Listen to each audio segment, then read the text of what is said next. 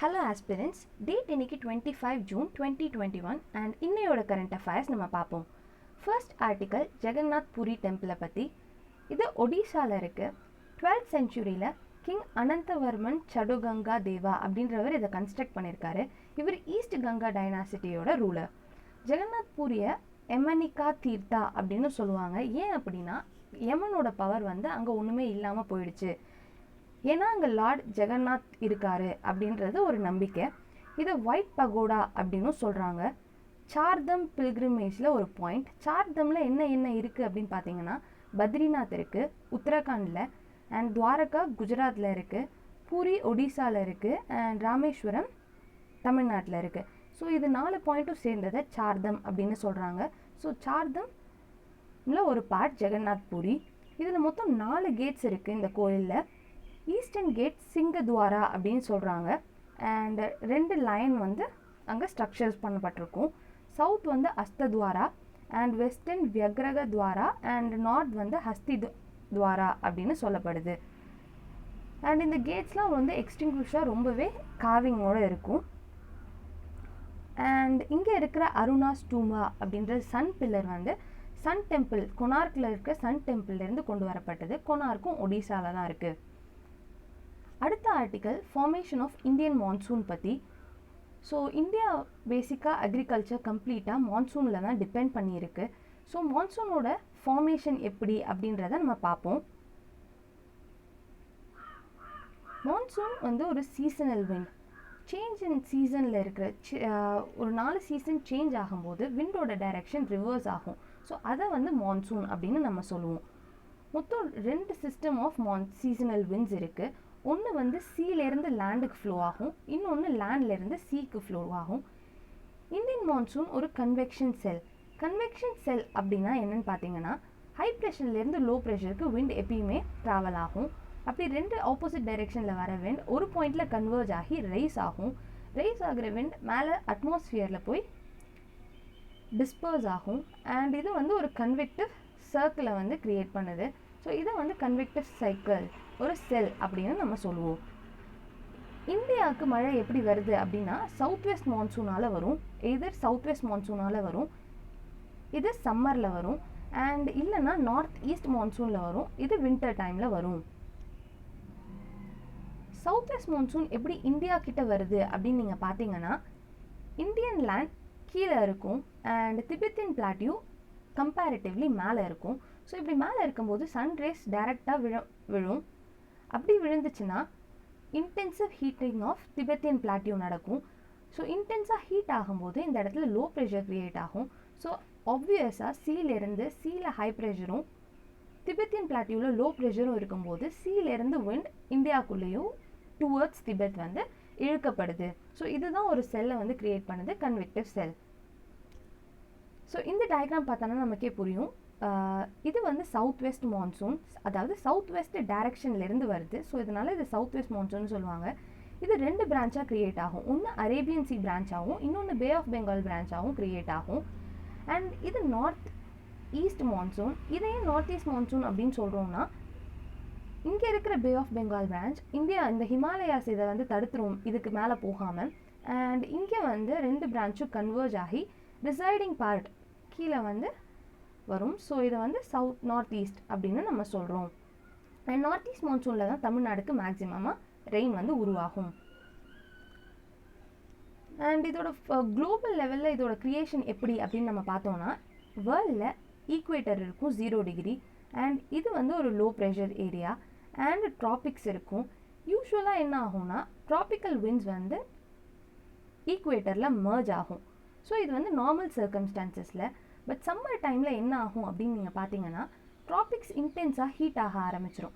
So இங்கே ITCZ அதாவது intertropical convergence zone ட்ராபிக்ஸ்க்கு மூவ் ஆகிடும். அப்படி மூவ் ஆகுச்சு அப்படின்னா கீழே சதர்ன் ஹெமிஸ்பியர்லேருந்து வர விண்ட் ஈக்குவேட்டரில் கன்வர்ஜ் ஆகாமல் டுவர்ட்ஸ் ட்ராபிக்ஸ் டிஃப்ளெக்ட் ஆகும். ஸோ இப்படி டிஃப்ளெக்ட் ஆகிற விண்ட் இந்தியாவுக்கு வருது அப்படின்றது ஜியோகிராஃபிக்கல் கான்செப்ட். இது நமக்கு தெரிஞ்சிருக்கணும். ஸோ ஐடிசிஇசெட் சம்மர் டைமில் ஷிஃப்ட் ஆகிறதுனால தான் மான்சூன் நடக்குது. ஸோ இந்தியாவுக்கு சவுத் வெஸ்ட் மான்சூனும் வரும், அண்ட் நார்த் ஈஸ்ட் மான்சூனும் வரும். ஸோ இந்தியன் எக்கனாமி கம்ப்ளீட்டாக மான்சூனை டிபெண்ட் பண்ணி தான் இருக்குது. அரவுண்ட் 65% ஆஃப் கிராப்டு ஏரியா வந்து டேரெக்டாக ரெயின்ஃபெட் ஏரியாவில் தான் இருக்குது. அண்ட் இந்தியன் கிராப்பிங் பேட்டர்ன் எப்படி அப்படின்னு பார்த்தீங்கன்னா ரெண்டு சீசன் இருக்குது. ஒன்று காரிஃப் சீசன், இன்னொன்று rabi season.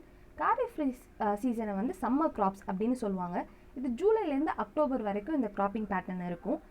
And rabi crops வந்து வின்டர் கிராப்ஸ்.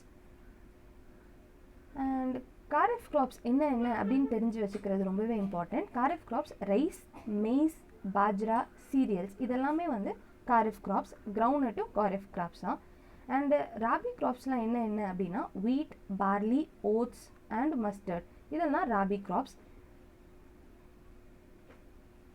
ஸோ நம்ம அடுத்த ஆர்டிக்கல் பார்ப்போம். சென்ட்ரல் ட்ரக் ஸ்டாண்டர்ட் கண்ட்ரோல் ஆர்கனைசேஷனை பற்றின ஆர்டிக்கல். இதோட ஹெட் யார் அப்படின்னா drug controller general of India. CDSCO central drug authority. எல்லா ட்ரக் சம்மந்தமான எல்லா விஷயத்துலையும் முடிவெடுக்கிற ஒரு அத்தாரிட்டியாக சென்ட்ரல் ட்ரக் ஸ்டாண்டர்ட் ஆர்கனைசேஷன் இருக்குது. Ministry of health and family welfare கீழே இது வரும்.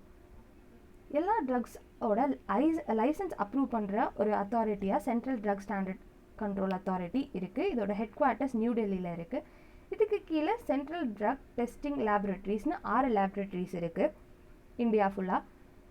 இதோட மேஜர் ஃபங்க்ஷன் என்ன அப்படின்னு பார்த்தீங்கன்னா இந்தியாவில் manufacturing, sales, import, distribution of ட்ரக்ஸை வந்து மேனேஜ் பண்ணுறது தான்.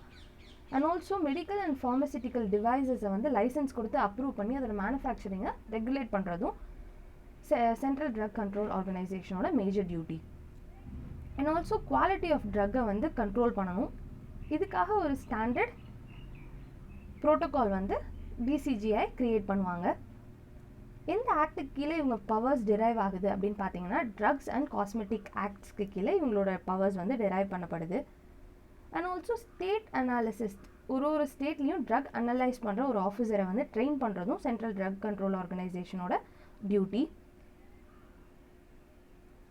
அண்ட் ஆல்சோ மெடிக்கல் டிவைசஸ்க்கு லைசன்ஸ் கொடுக்குற பவரை வந்து central drug control organisation medical devices rules of 2017 derive பண்ணுறாங்க. ஸோ சிடிஎஸ்சிஓட ஃபங்க்ஷன் என்ன அப்படின்னு பார்த்தீங்கன்னா drug approval, clinical trial conduct பண்ணுறது, ஸ்டாண்டர்ட் செட் பண்ணுறது and quality control. And drug control ஸ்டேட்டில் இருக்கிற ட்ரக் கண்ட்ரோலர்ஸை வந்து கோஆர்டினேட் பண்ணுறது அண்ட் ஃபாரின் மேனுஃபேக்சரர்ஸை ரெஜிஸ்டர் பண்ணுறது அண்ட் ஃபாரின் ட்ரக்ஸ்க்கு லைசன்ஸ் கொடுக்குறது. அண்ட் ஆல்சோ ஏதாவது ஒரு ட்ரக் ரொம்ப ஹார்ம்ஃபுல் அப்படின்னு தெரிஞ்சிச்சுன்னா அந்த ட்ரக்கை பேன் பண்ணுறதும் சிடிஎஸ்சிஓட டியூட்டி. அடுத்த ஆர்டிக்கல் நம்ம பிளாக் சி பற்றி பார்ப்போம். பிளாக் சி வந்து மேப் பெர்ஸ்பெக்டிவில் ரொம்பவே இம்பார்ட்டண்ட்டான ஆர்டிக்கல். பிளாக் சியை சுற்றி என்னென்ன கண்ட்ரீஸ் இருக்குது அப்படின்னு நமக்கு தெரிஞ்சுக்கணும். Turkey, Ukraine, Russia, Bulgaria, Georgia and Romania இந்த கண்ட்ரீஸ் எல்லாமே பிளாக் சியை சுற்றி இருக்குது. அண்ட் பிளாக் சியில் துனாபே, துனிப்பர் அண்ட் டான் இந்த 3 ரிவர்ஸுமே வந்து பிளாக் சியில் ட்ரெயின் ஆகுது. அண்ட் பிளாக் சி வந்து சி ஆஃப் மர்மரா மூலமாக ஏஜியன் சியில் கனெக்ட் ஆகி மெடிட்டரேனியன் சியோட கனெக்ட் ஆகிருக்கு. ஸோ ஏஜியன் சியை எதோட கனெக்ட் பண்ணுது அப்படின்னு பார்த்தீங்கன்னா மெடிட்டரேனியன் சியோட கனெக்ட் பண்ணுது. பிளாக் சியையும் சி ஆஃப் மர்மராவையும் போஸ்போரஸ் அப்படின்ற ஸ்ட்ரெயிட் வந்து கனெக்ட் பண்ணுறது அப்படின்ற சின்ன இன்ஃபர்மேஷனும் நமக்கு தெரிஞ்சிருக்கணும். ஸோ இன்றைக்கி நம்ம ப்ரிலிம்ஸ் பேஸ்ட் கொஷின் பார்ப்போம். மாடர்ன் ஹிஸ்ட்ரியிலேருந்து கொஷின் எடுத்திருக்கேன்.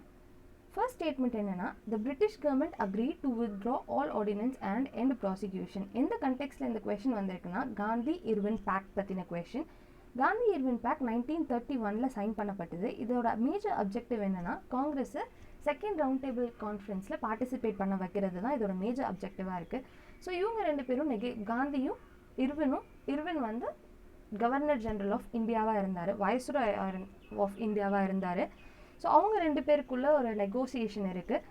ஸோ இதில் வந்து நெகோசியேஷனில் எதெல்லாம் நடந்துச்சு அப்படின்றது தான் கொஷின். ஸோ ஃபஸ்ட்டு வந்து கவர்மெண்ட் எல்லா ஆர்டினன்ஸையும் ப்ராசிக்யூஷன்ஸையும் வித்ட்ரா பண்ணுறதுக்கு ஒத்துக்கிட்டாங்க. செகண்ட் வந்து சால்ட் மேனுஃபேக்சரில் இருக்கிற டேக்ஸை வந்து வித்ட்ரா பண்ணுறதுக்கு கவர்மெண்ட் ஒத்துக்குச்சு. தேர்ட் வந்து Gandhiji participated in third round table conference. இது 3த்தில் எந்தெந்த ஸ்டேட்மெண்ட் கரெக்ட் அப்படின்னு பார்த்தீங்கன்னா 3 ஸ்டேட்மெண்ட்டுமே கரெக்ட். நம்ம இதோட எக்ஸ்ப்ளனேஷன் பார்ப்போம். இது 1931 காந்திக்கும் இர்வினுக்கும் நடுவில் சைன் பண்ணப்பட்ட பேக்ட். காந்தி காங்கிரஸை ரெப்ரசென்ட் பண்ணார், இர்வின் கவர்மெண்ட்டை ரெப்ரசென்ட் பண்ணுவார். இர்வின் வந்து அந்த பீரியடில் வைஸ்ராயாக இருந்தார். அண்ட் கவர்மெண்ட் வந்து அவங்களோட எல்லா ஆர்டினன்ஸ் ப்ராசிக்யூஷன்ஸை வந்து வித்ட்ரா பண்ணிக்கிட்டாங்க. சால்ட் மேனுஃபேக்சரில் இருந்த டேக்ஸை வித்ட்ரா பண்ணிக்கிட்டாங்க. அண்ட் ஒத்துக்கிட்டபடி காந்திஜியும் செகண்ட் ரவுண்ட் டேபிள் கான்ஃபரன்ஸில் பார்ட்டிசிபேட் பண்ணார். ஸோ இன்னையோட ஆர்டிகல்ஸ் இவ்வளோ தான். தேங்க்யூ. நாளைக்கு கரண்ட் அஃபேர்ஸில் நம்ம மீட் பண்ணலாம்.